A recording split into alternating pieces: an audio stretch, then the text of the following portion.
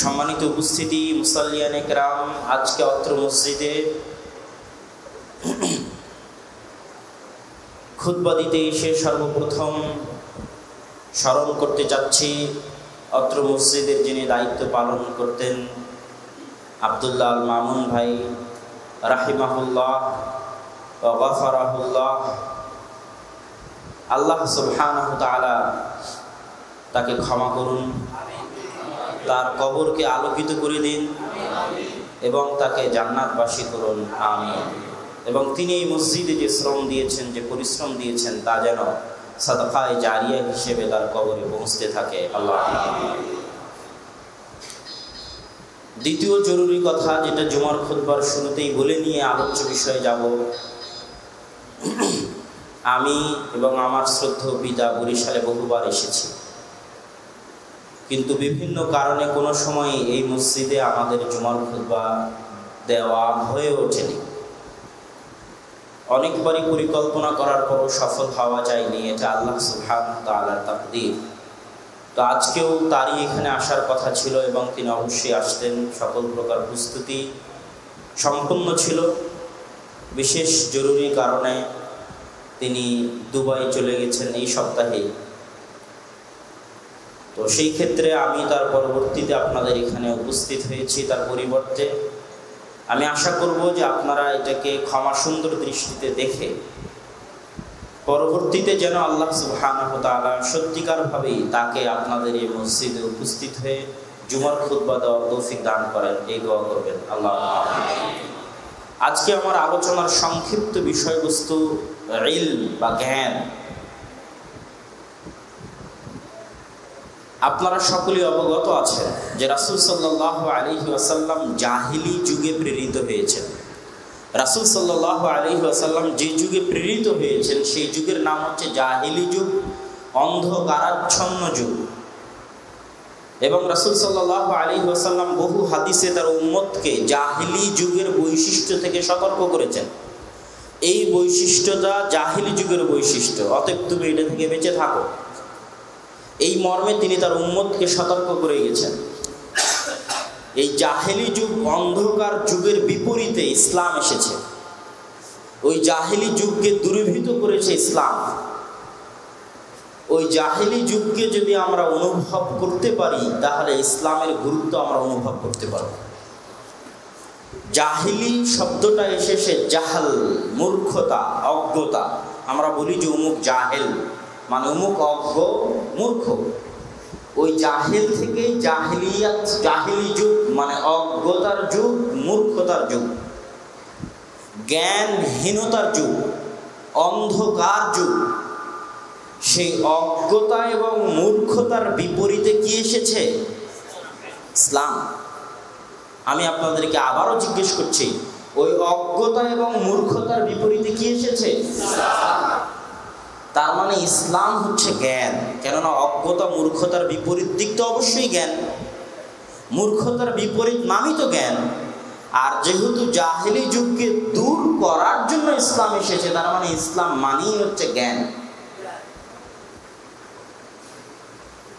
এবং এই ব্যাখ্যা যদি আপনি একবার বুঝে যান যে ইসলাম মানে হচ্ছে জ্ঞান এবং হিকমায় পরিপূর্ণ ধর্ম, সবচেয়ে বেশি বিজ্ঞানসম্মত, জ্ঞানসম্মত, হিকমাসম্মত মানুষের জীবন বিধান, দিন হচ্ছে ইসলাম। এইটা যদি আপনি একবার অনুভব করতে পারেন তাহলে মানুষের কাছে আশ্চর্য লাগে শেখ আব্দুর রাজ্জাক বিন ইউসুফের ওই বাক্য যে আমি যদি 1947 সাল থেকে নিয়ে আজ পর্যন্ত যারা এই দেশে শিক্ষামন্ত্রী হয়েছে তাদেরকে অজ্ঞ, মূর্খ প্রমাণ না করতে পারি। ওই বক্তব্য, যেই প্রিন্সিপালের সামনে তার ছাত্রী নাচে আর প্রিন্সিপাল বাহবা দেয়, ও যদি অক্সফোর্ড বিশ্ববিদ্যালয় থেকে পিএইচডি ডিগ্রি ধারণ করে আসে, ওকে যদি মূর্খ প্রমাণ না করতে পারি তাহলে আমি জাতির সামনে বক্তব্য দিব না। মানুষ বুঝতে পারে না কেমনে সে মূর্খ, অথচ সে অক্সফোর্ড থেকে পিএইচডি ডিগ্রি দেয়। এই জন্য মূর্খ যে তার মধ্যে ইসলাম নাই। ইসলাম মানেই জ্ঞান, আর ইসলামের বিপরীত প্রত্যেকটা জিনিস মূর্খতা। ইসলামের বিপরীত প্রত্যেকটা জিনিস হচ্ছে অজ্ঞতা। ইসলামের বিপরীত প্রত্যেকটা জিনিস হচ্ছে জ্ঞানহীনতা। যারা ইসলামের বাইরে চলতেছে তাদের আসলে জ্ঞান নেই, তাদের আসলে বুদ্ধি নাই, তারা আসলে অজ্ঞ, মূর্খ। তারা চিন্তা করে না, ভাবে না, যেটা আল্লাহ সুবহানাহু ওয়া তাআলা পবিত্র কোরআনে বহু জায়গায় বলেছেন, আফালা ইয়াকিলুন, তারা কি চিন্তা করে না? আফালা ইয়াতাদাব্বারুন, তারা কি গবেষণা করে না? এই প্রত্যেকটা জিনিস ইশারা করে যে আল্লাহ সুবহানাহু ওয়া তাআলার জীবন বিধান হচ্ছে জ্ঞানে পরিপূর্ণ। কিন্তু অত্যন্ত দুঃখজনক হলেও সত্য যে ইসলামের ভিত্তি হচ্ছে জ্ঞান, যে ইসলাম মানুষের কাছে এসেছে জ্ঞান নিয়ে, যে ইসলামের টিকে থাকার ভিত্তি হচ্ছে জ্ঞান চর্চা, আজকে সেই ইসলামের অনুসারীরা জ্ঞান চর্চা থেকে সবচেয়ে দূরে। আজকে ইসলামের মধ্যে যত শিরক, যত বেদাত আমাদের সমাজে ছড়িয়ে পড়েছে, এগুলো সবই আমাদের মধ্যে জ্ঞান চর্চার অভাব থাকার কারণে।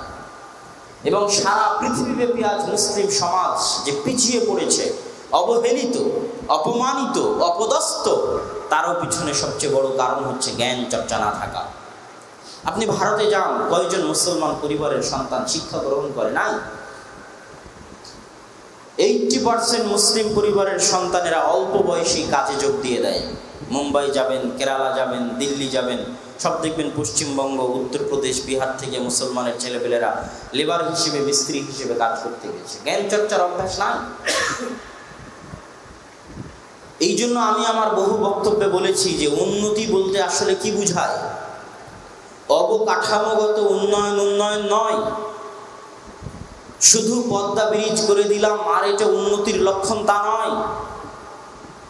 ওই পদ্মা ব্রিজে তো লেবার হিসেবে খাটতেছে বাঙালি, ইঞ্জিনিয়ার তো বাঙালি নয়। চায়না থেকে ভাড়া করে নিয়ে আসা ইঞ্জিনিয়ার তৈরি করতেছে, তার মানে এখনো জ্ঞানের জগতে বাংলাদেশের মানুষ ওই পর্যায়ে পৌঁছতে পারেনি। শুধু কোট প্যান্ট শার্ট গার্মেন্টসে তৈরি করে বিদেশে রপ্তানি করার নাম উন্নতি নয়। এটা সাময়িক জিনিস, যেখানে যে যত কম দামে তৈরি করে দিতে পারবে এই ব্যবসা সে করতে পারবে। বাংলাদেশে শ্রমের মূল্য কম, কম টাকায় কম বেতনে কর্মচারী পাওয়া যায়, তাই বিদেশ এখান থেকে বানিয়ে নেয়। যেদিন এর চাইতে কম টাকায় কেউ বানিয়ে দিবে সেই দিন তারা সেখান থেকে বানিয়ে নিবে। কিন্তু আসল উন্নয়ন হচ্ছে জ্ঞানের উন্নয়ন, আসল উন্নয়ন হচ্ছে বুদ্ধিবৃত্তিক উন্নয়ন, চিন্তার উন্নয়ন। সেই জায়গায় আমরা সবচেয়ে পিছিয়ে আছি, সবচেয়ে অবহেলিত।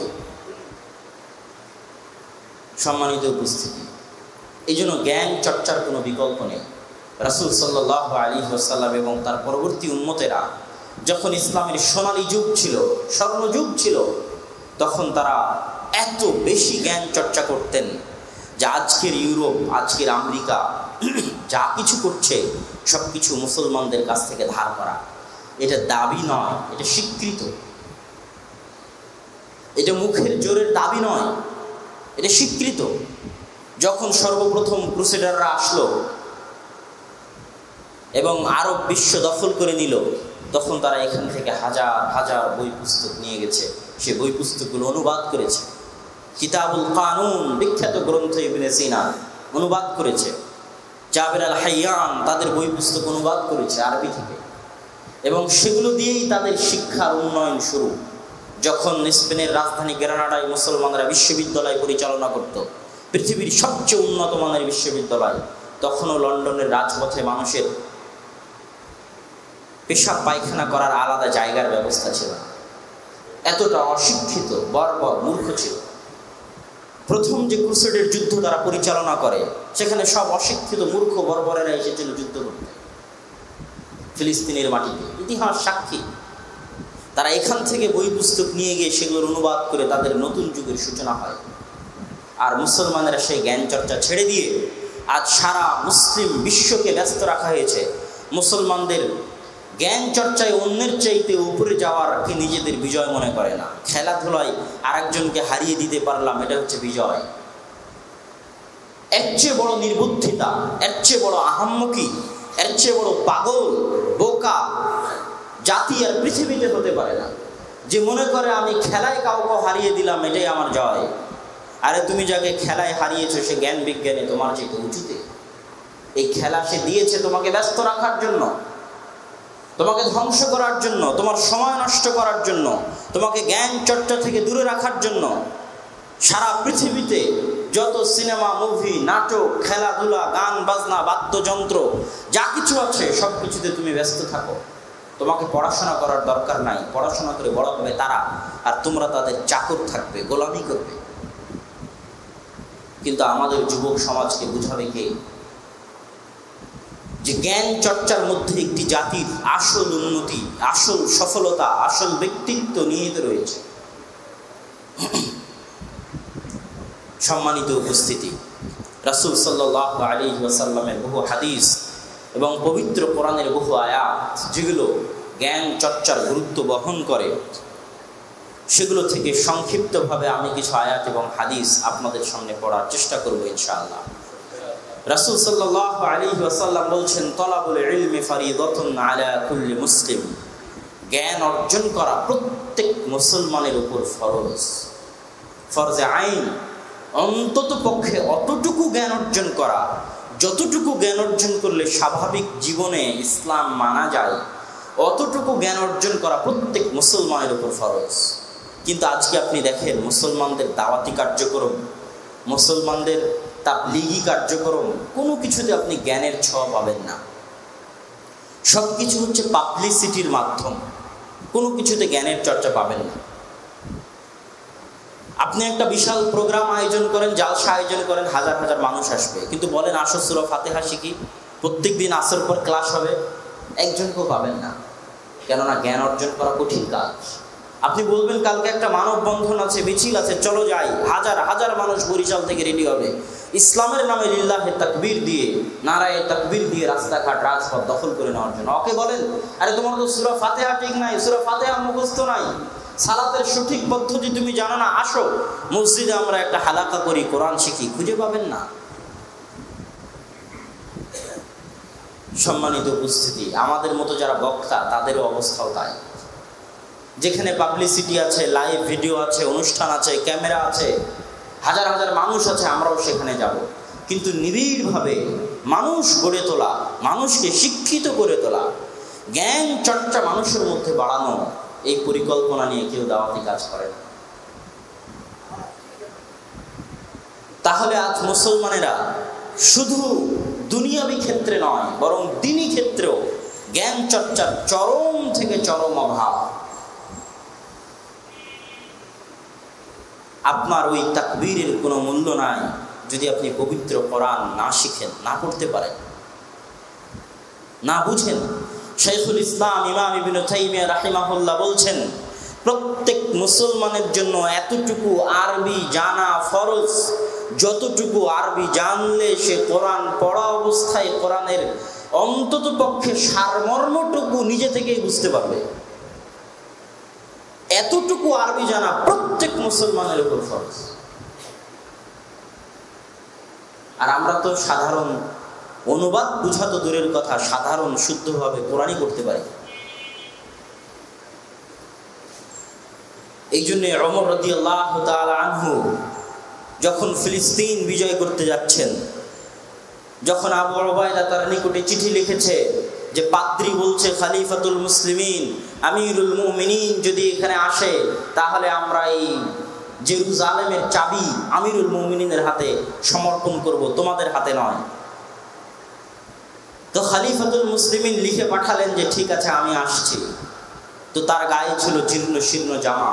ইতিহাস বলছে, যেটা আমরা সবাই জানি, ইতিহাসের দাবি অনুযায়ী অনেকটাই সত্য ঘটনা, যে তিনি তার চাকরের সাথে পালাক্রমে বাহন বদল করছিলেন এবং তার গায়ে ছিল জীর্ণ শীর্ণ জামা, জীর্ণ শীর্ণ জামা এবং উট টানা অবস্থায় ওমর রাদিয়াল্লাহু তাআলা আনহুকে দেখে হাজার হাজার বিশাল বহরের মুসলিম সেনাবাহিনী এবং তাদের সেনাপতিরা আত্মবিশ্বাসহীনতা, হীনম্মন্যতায় ভুগল।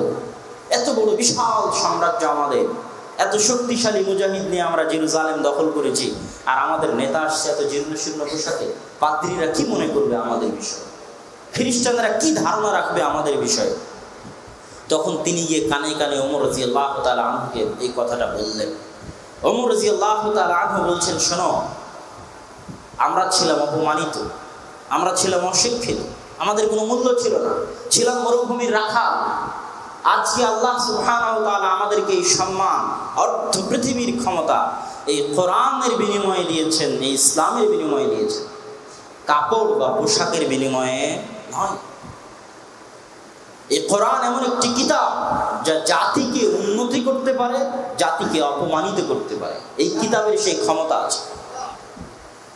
যদি এই কিতাব মানুষ চর্চা করে, জানে, বুঝে, জ্ঞান অর্জন করে, এই কিতাব ওই জাতিকে উন্নতি, সম্মান, আত্মমর্যাদা, পরাক্রমশালিতার শীর্ষস্থানে নিয়ে যাবে।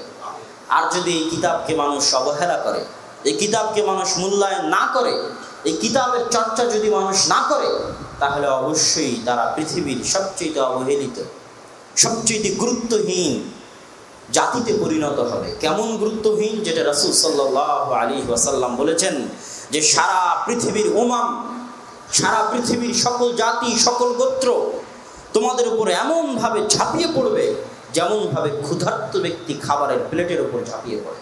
এতটা গুরুত্বহীন হয়ে যাবে। সাহাবীরা জিজ্ঞেস করলো, আনাহনু কালিলুন ইয়াওমাইযিন, আল্লাহ রাসূল সেই দিন কি আমাদের সংখ্যা কম হবে?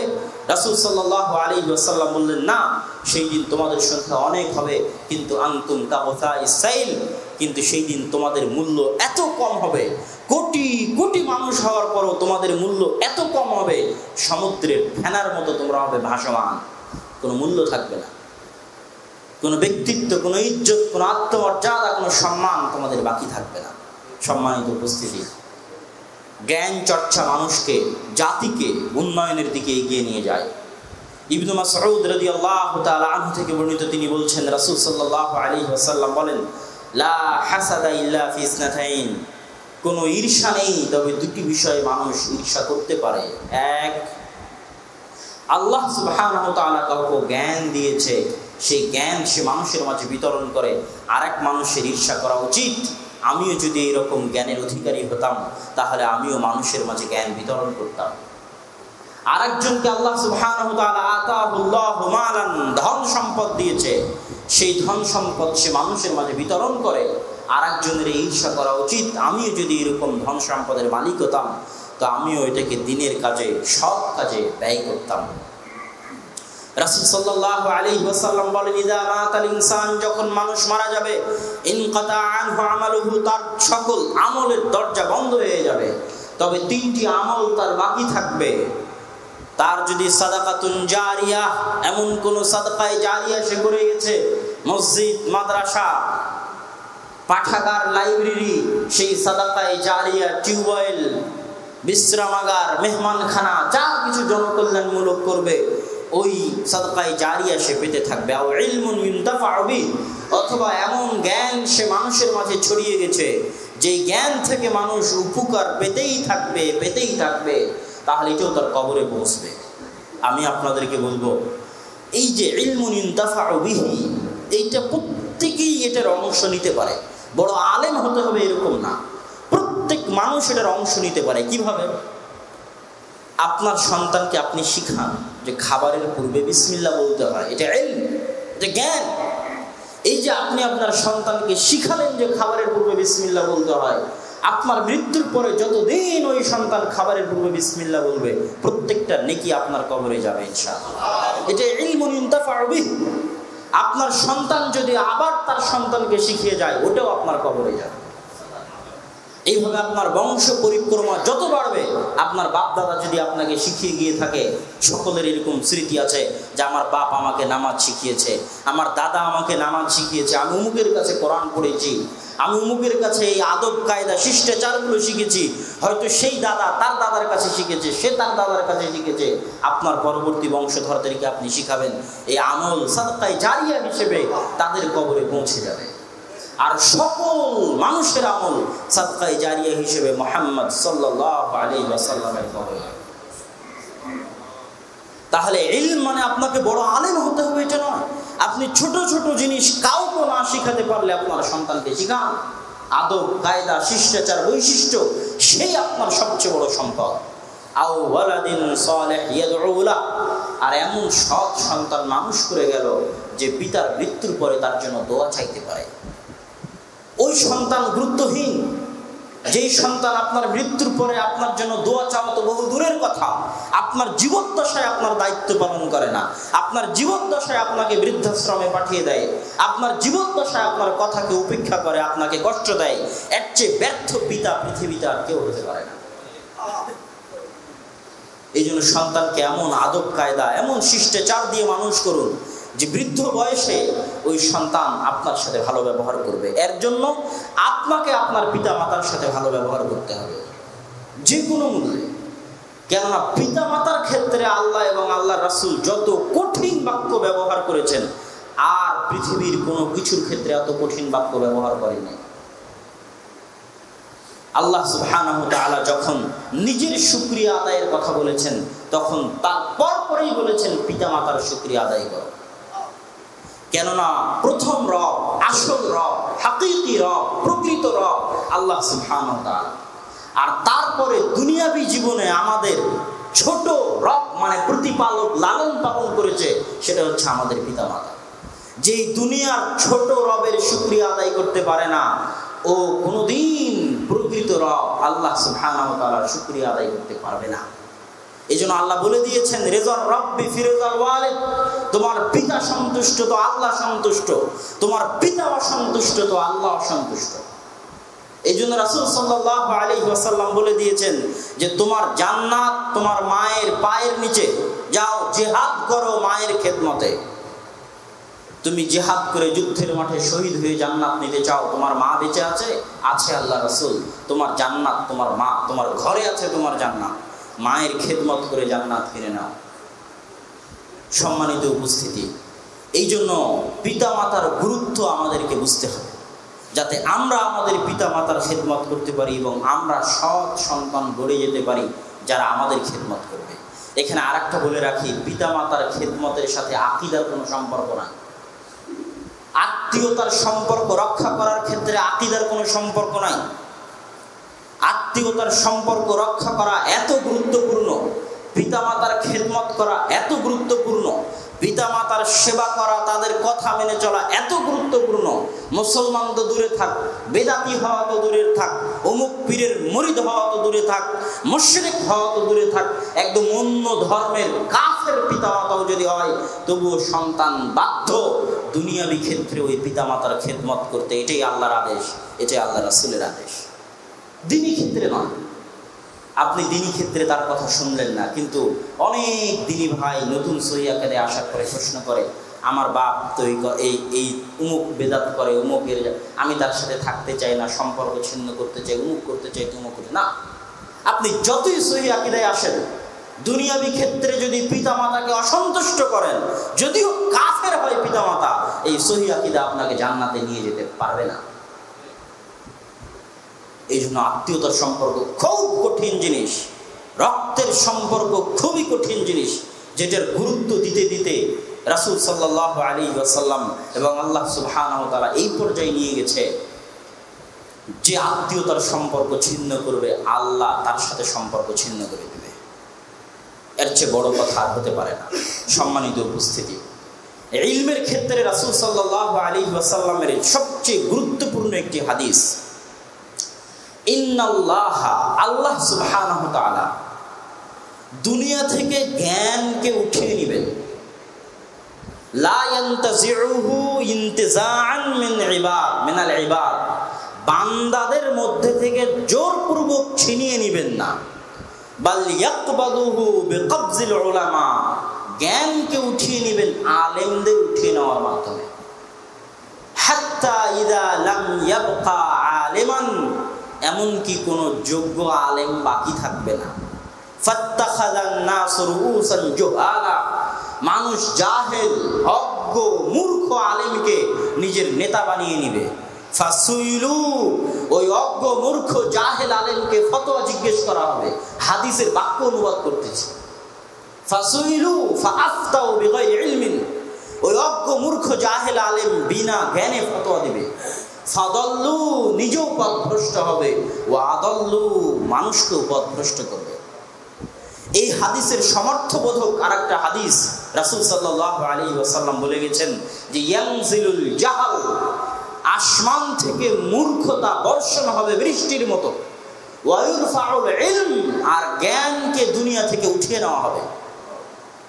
আর আসমান থেকে বৃষ্টির মতো মূর্খতা বর্ষণ হবে।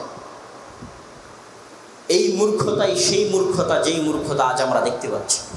জাহিলি যুগের এমন কোনো বৈশিষ্ট্য নাই অজ্ঞতা মূর্খতার যুগের এমন কোনো বৈশিষ্ট্য নাই যা আজকের আধুনিক যুগে জাহেলি যুগের চাইতে খারাপ অবস্থায় নাই। এমন কোনো বৈশিষ্ট্য নাই। জাহেলি যুগের একটা বড় বৈশিষ্ট্য ছিল সুদী কারবার।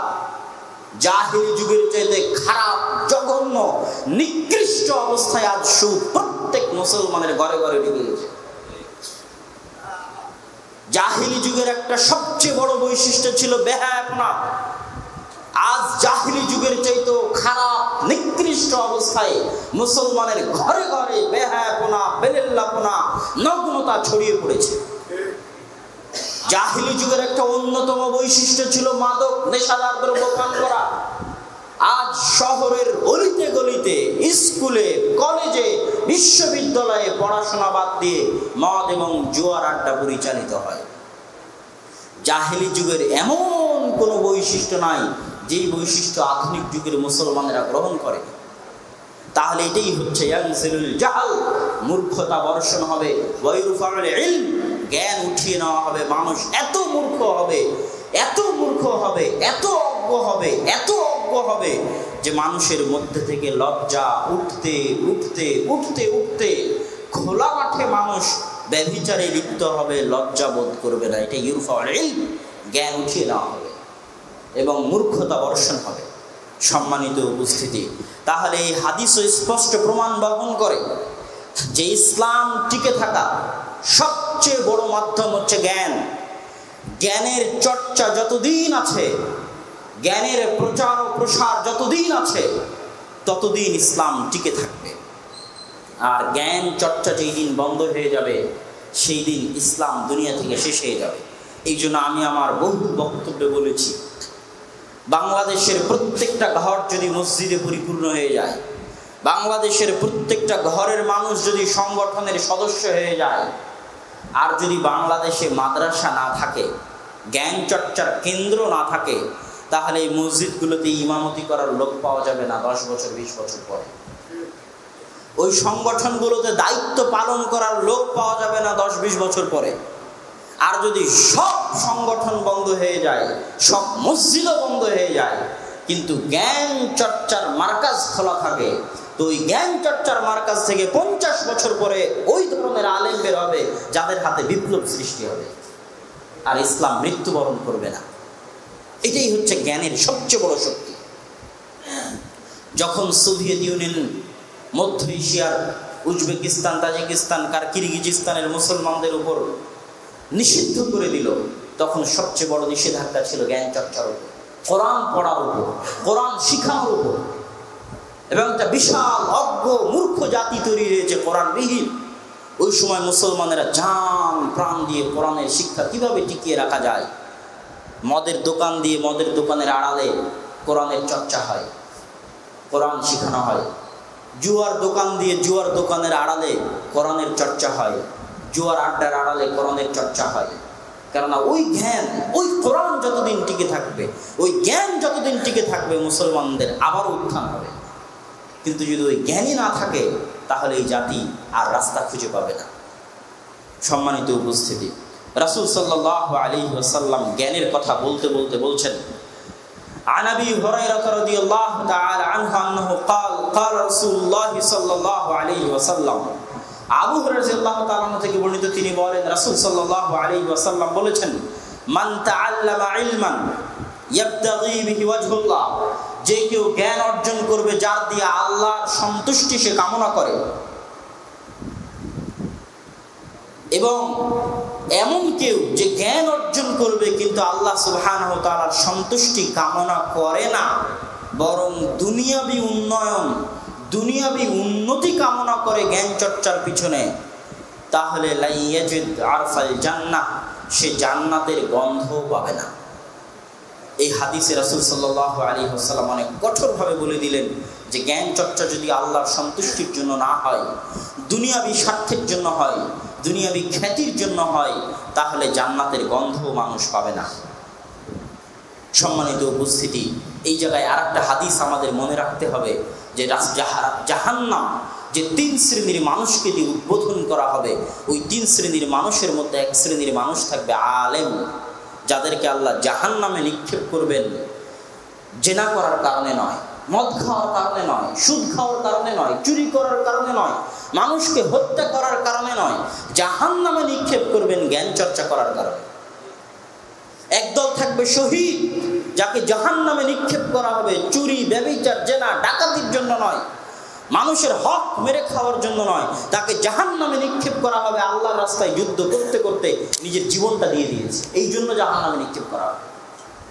আরেক দল থাকবে বিশাল দানবীর, তাকে জাহান্নামে নিক্ষেপ করা হবে না তার চুরি, ডাকাতি, কবিরা গুনাহের কারণে, তাকে জাহান্নামে নিক্ষেপ করা হবে তার নেকির কারণে, তার ভালো কাজের কারণে। তাহলে কত ভয়ঙ্কর ওই ভালো কাজ, যেই ভালো কাজে আল্লাহর সন্তুষ্টি উদ্দেশ্য থাকে না। কত ভয়ঙ্কর ওই নেকির কাজ, যেই নেকির কাজে আল্লাহর সন্তুষ্টি উদ্দেশ্য থাকে না। কবিরা গুনাহের চাইতেও ভয়ঙ্কর ওই নেকির কাজ, যেই নেকির কাজে আপনি আল্লাহর সন্তুষ্টি উদ্দেশ্য করেননি, দুনিয়াবি লালসা, দুনিয়াবি খ্যাতি উদ্দেশ্য করেছেন, ওটা একটা কবিরা গুনাহের চাইতেও ভয়ঙ্কর। এই জন্য জ্ঞান চর্চার ক্ষেত্রে, দাওয়াতি কাজের ক্ষেত্রে আমাদের নিয়তকে হতে হবে একদম পরিশুদ্ধ। তাজদীদুন নিয়া, সব সময় নিয়তের সংস্কার করতে হবে। এখনই শয়তান ধোঁকা দিবে, আবার বলতে হবে না এটা আমি আল্লাহর সন্তুষ্টির জন্যই করতেছি, এটা হচ্ছে তাজদীদুন নিয়া। আবার শয়তান আপনার অন্তরে ধোঁকা দিবে, রিয়া আসবে, লোক দেখানো আসবে, আবার তাজদীদ করতে হবে নিয়া, না আউযুবিল্লাহি মিনাশ শাইতানির রাজিম, আমি আল্লাহর সন্তুষ্টির জন্য এই কাজ করতেছি। আল্লাহ আপনার চেষ্টাটা দেখবেন, আপনি সফল হয়েছেন কি হন না এটা পরের কথা, কিন্তু আপনি নিয়ত ঠিক রাখার জন্য যে চেষ্টা করতেন, এটাই আল্লাহর কাছে অনেক। সম্মানিত উপস্থিতি, তাহলে জ্ঞান চর্চার ক্ষেত্রেও আমাদেরকে এটা মনে রাখতে হবে।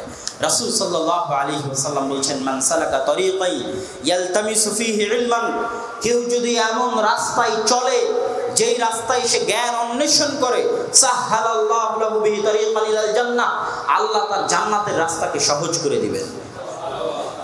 মান খারাজা ফি তালাবিল ইলম, কেউ যদি জ্ঞান অর্জনের জন্য বাড়ি থেকে বের হয়, সফরে বের হয়, ফাহুয়া ফি সাবিলিল্লাহ, সে আল্লাহর রাস্তায় যতক্ষণ না বাড়িতে ফিরে আসে। আল্লাহু আকবার। রাসূল সাল্লাল্লাহু আলাইহি ওয়াসাল্লাম বলছেন, ইন্নাল্লাহা ওয়া মালাইকাতাহু, আল্লাহ সুবহানাহু ওয়া তাআলা এবং তার ফেরেশতা মণ্ডলী, ওয়া আহলুস সামাওয়াতি ওয়াল আরজ, আসমানের সকল অধিবাসী এবং জমিনের সকল অধিবাসী, সকল জীব জন্তু জানোয়ার পশু পাখি প্রাণী কীট পতঙ্গ পঙ্গপাল, হাত্তান নামলা, এমনকি পিঁপড়া মাটির গর্ভে, ওয়া হাত্তাল হুত, এমনকি মাছ পানির গর্ভে, লাইসাল্লুনা আলা মুআল্লিমিন নাসিল খায়র, প্রত্যেক জ্ঞান অন্বেষণকারীর জন্য আল্লাহর নিকটে ক্ষমা প্রার্থনা করে। আল্লাহু আকবার। আল্লাহ সুবহানাহু ওয়া তাআলা ফেরেশতা মণ্ডলী, সারা আসমানের সকল অধিবাসী, সমগ্র দুনিয়ার সকল অধিবাসী ওই জ্ঞান অর্জনকারীর জন্য ক্ষমা প্রার্থনা করে আল্লাহর নিকটে, যে সত্যিকার আল্লাহর সন্তুষ্টির জন্য জ্ঞান অর্জনের উদ্দেশ্যে বেরিয়েছে। রাসূল সাল্লাল্লাহু আলাইহি ওয়াসাল্লাম বলেন, ইন্নাল মালাইকাতা লা তাদাউ আজনিহাতাহা রিদান লিতালিবিল ইলম, যখন কোন তালিবুল ইলম জ্ঞান অন্বেষণকারী আল্লাহর রাস্তায় বের হয় জ্ঞান অর্জন করতে, তখন ফেরেশতা মণ্ডলী ওই জ্ঞান অন্বেষণকারীর সম্মানে নিজ নিজ পর পাখা ওই তালিবুল ইলমের পায়ের নিচে বিছিয়ে দেয়। আল্লাহু আকবার।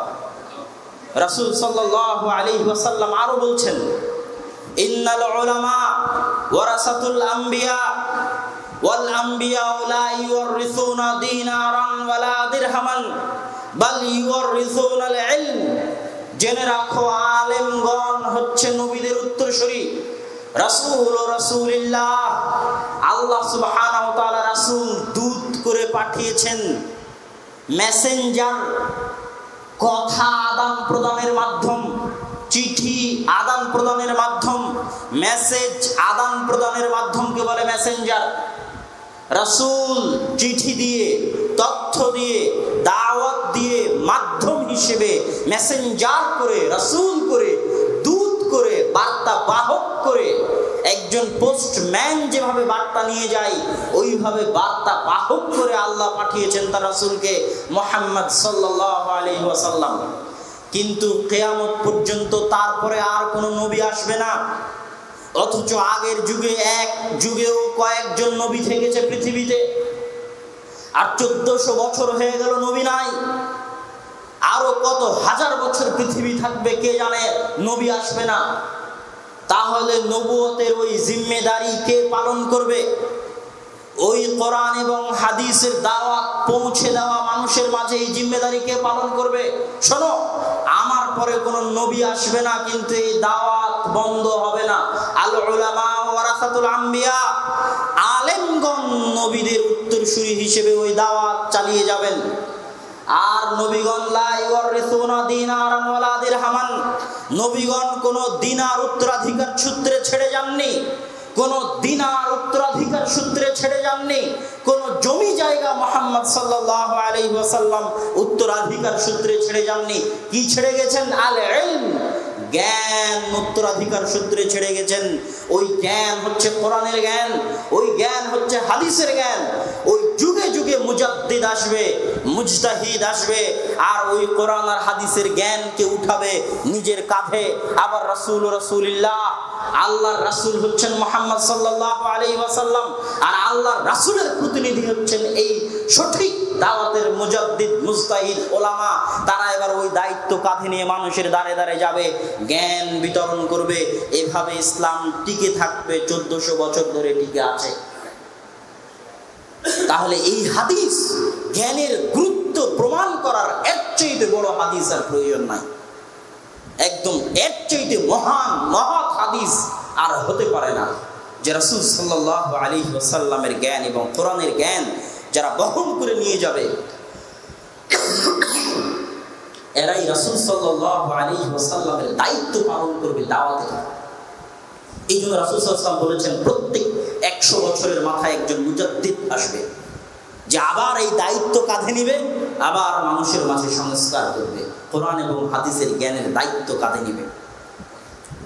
এই জন্য আর নবী আসেননি, কিন্তু এমন বড় বড় আলেম আল্লাহ সুবহানাহু ওয়া তাআলা পাঠিয়েছেন, যার নজির পৃথিবীর ইতিহাসে উম্মতে মুহাম্মাদি ব্যতীত আর কোন ধর্ম, কোন দিন, কোন জ্ঞানের এমন কোন শাখা নাই যেই শাখা, এবং কোন দিনের এমন কোন শাখা নাই যেই শাখা এই গর্বের অধিকারী হতে পারে, যেই গর্বের অধিকারী হচ্ছে এই উম্মতের আলেম ওলামার জ্ঞান এবং তাদের কর্তব্য।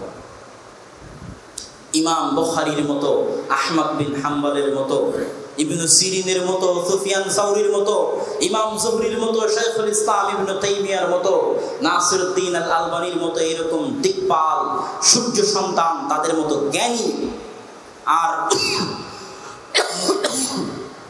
আর অন্য কোনো ধর্মে এইরকম পাওয়া যাবে না, নজির নাই, এবং অন্য কোনো শাখায় এর নজির নাই।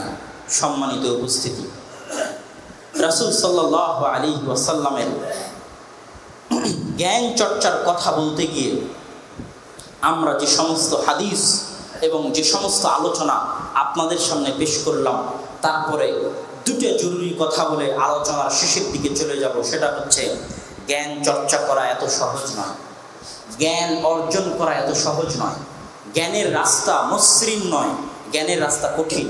যেটা আমি বলেছি, একটা সম্মেলন করলে 1000 মানুষ আসবে, কিন্তু সূরা ফাতিহা শিখতে মানুষ আসবে না, কেননা সূরা ফাতিহা শেখা কঠিন কাজ, জ্ঞান অর্জন করা কঠিন। কিরকম কঠিন? একজন আলেম বলছেন, এই অনুবাদটুকু করে বক্তব্য শেষ করে দেব ইনশাআল্লাহ। জ্ঞান অর্জন করা কত কঠিন, জ্ঞান অর্জনের জন্য কত ধৈর্য প্রয়োজন, কত সবর প্রয়োজন। আলেম বলছেন, ইয়া আইয়ুহাত তালিবাল লাবিব, হে মেধাবী তালিবুল ইলম, হে মেধাবী ছাত্র, ইন্না হাযাল ইলম বাতিউল লিজাম, এই জ্ঞানকে বাঁধতে অনেক সময় লাগে, দেরিতে আসে। একটা উট একটা গরুকে বাঁধতে তাড়াতাড়ি বেঁধে ফেললেন, একটা মুরগিকে খোপার মধ্যে তাড়াতাড়ি আটকে ফেললেন, কিন্তু এই জ্ঞানকে আপনি নিজের আয়ত্তে আনবেন, আপনার কাছে আসবে, বাতিউল লিজাম, খুব ধীর গতিতে আসে। বাঈদুল মারাম, এর লক্ষ্য, এর স্বপ্ন অনেক দূরে, এত কাছে নয়। এটা এমন একটা স্বপ্ন, লা ইউরা ফিল মানাম, যেই স্বপ্নটা ঘুমিয়ে দেখা যায় না। ঘুমিয়ে দেখলাম আর আলেম হয়ে গেলাম, মনে মনে ভাবলাম আর আলেম হয়ে গেলাম, জ্ঞানী হয়ে গেলাম, এটা ওই ধরনের স্বপ্ন নয় যেটা ঘুমিয়ে দেখা যায়। ওয়ালা ইউনালু বিল আওহাম, কল্পনা দিয়ে এটা অর্জন করা সম্ভব হয় না। খালি কল্পনা করলেন আপনার ছেলেকে আলেম বানিয়ে দিবেন, আপনার ছেলে মেয়ে আলেম হবে, এটা কল্পনা দিয়ে অর্জন সম্ভব নয়। ওয়ালা ইউরাসু আনিল আবাই ওয়াল আজদাদ, বাপ দাদা থেকে উত্তরাধিকার সূত্রে পাওয়া যায় না। বাপ আলেম তাই ছেলে আলেম হবে অসম্ভব, দাদা আলেম তাই পৌত্র আলেম হবে অসম্ভব। এটা উত্তরাধিকার সূত্রে কেউ কাউকে দিতে পারে না। ওয়ালা ইয়ানালুহু কাসলান, যারা অলস, যাদের শরীরের গতি অলস, অলস দেহ ক্লিষ্ট গতি, রবীন্দ্রনাথ ঠাকুর কবিতার মধ্যে বলেছেন, যাদের অলস দেহ ক্লিষ্ট গতি তাদের দিয়ে এই জ্ঞান অর্জন করা সম্ভব নয়। কেন? ইন্নাল ইলমা লা ইউনাহু বিরাহাতিল জিসম, শরীরকে আরাম দিয়ে জ্ঞান অর্জন হয় না। আগের যুগের সব আলেম লিখে গেছে যে শরীরকে আরাম দিয়ে জ্ঞান অর্জন হয় না। তাহলে অলস দেহ ক্লিষ্ট গতি দিয়ে জ্ঞান অর্জন হবে না। ওয়ালা ইউওয়াফাকুহু নাওমান, যাদের স্বভাব হচ্ছে ঘুম, যারা ঘুমে আক্রান্ত। বাঙালির স্বভাব বর্ণনা করতে গিয়ে রবি ঠাকুর এটাও বলেছেন, নিদ্রা রসে ভরা। বাঙালির স্বভাব হচ্ছে নিদ্রা রসে ভরা, ঘুমে আক্রান্ত। এই ঘুমন্ত জাতি দিয়ে জ্ঞান অর্জন সম্ভব নয়। ওয়ালা ইউলাক্কাহু মান কাতাআ নাহারাহু বিল ইজতিমা, এই জ্ঞান অর্জন তার দিয়েও সম্ভব নয় যে দিনের বেলা আড্ডাবাজি করে বেড়ায়, হোটেলে চায়ের স্টলে সময় দেয়, গল্প গুজব করে, আড্ডা দেয়, বিল ইজতিমা, আড্ডা পছন্দ করে,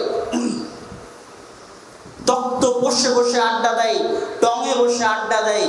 এই আড্ডাবাজ জাতির জন্য জ্ঞান অর্জন করা সম্ভব নয়। ওয়ালাইলাহু বিল জিমা, আর রাতের বেলা যে সব সময় স্ত্রী নিয়ে ব্যস্ত থাকে তার পক্ষেও জ্ঞান অর্জন করা সম্ভব নয়। ওয়াইন্নামা ইউতা, এই জ্ঞান শুধু তাকেই দেওয়া হয় মান বাযালা কুল্লা, যে ব্যক্তি তার সব কিছু সব সময় অল টাইম ব্যয় করে ফি সাবিলিত তালাব, জ্ঞান অর্জনের পিছনে। এবং ওয়ালা ইউবালি লিমা ইয়ানালাহু মিন কুল্লি তা'ব, আর এই জ্ঞানের রাস্তায় চলতে গিয়ে যত কঠিনতা, বাধা, বিগ্রহ, কষ্ট যা কিছুই আসুক না কেন পরোয়া না করে ধৈর্য ধারণ করে সহ্য করে যায়, একমাত্র তার পক্ষেই এই জ্ঞান অর্জন করা সম্ভব। ইমাম মুসলিম রাহিমাহুল্লাহ বলছেন, যে ব্যক্তি যতক্ষণ না তার সব কিছু জ্ঞানকে দিয়ে দিয়েছে, ইযা তুতিল ইলমা কুল্লা, যখন তুমি জ্ঞানকে তোমার সবকিছু দিয়ে দিবে, জ্ঞান তোমাকে সামান্য পরিমাণ দিবে। আপনার ধন সম্পদ, জায়গা বাড়ি, টাকা পয়সা সবকিছু যখন আপনি জ্ঞানের পিছনে ব্যয় করে দিবেন, সময় শ্রম সবকিছু যখন জ্ঞানের পিছনে ব্যয় করে দিবেন, তখন জ্ঞান আপনাকে কিছু দিবে।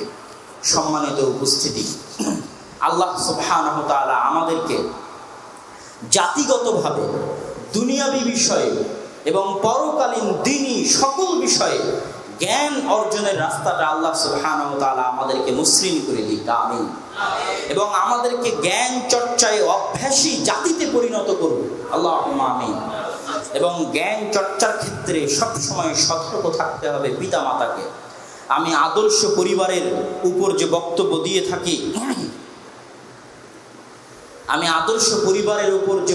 দিয়ে থাকি, সেখানে বিস্তারিত আলোচনা করি যে কিভাবে আপনি আপনার সন্তানকে মানুষ করবেন।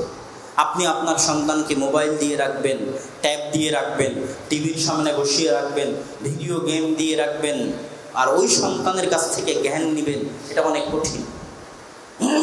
অতএব আপনার তারবিয়া যোগ্য সঠিক পিতামাতা হিসেবে সন্তানকে লালন পালন করতে পারা পৃথিবীর বুকে সবচেয়ে বড় চ্যালেঞ্জ। অতএব এটাকে আপনি অত সহজভাবে নেবেন না, অত হালকাভাবে নেবেন না। আল্লাহ সুবহানাহু ওয়া তাআলা আমাদের সকলের সন্তান সন্ততিকে দ্বীনের খাদেম হিসেবে, জ্ঞান চর্চাকারী হিসেবে এবং জ্ঞান বিতরণকারী হিসেবে কবুল করুক, আল্লাহুম্মা আমিন।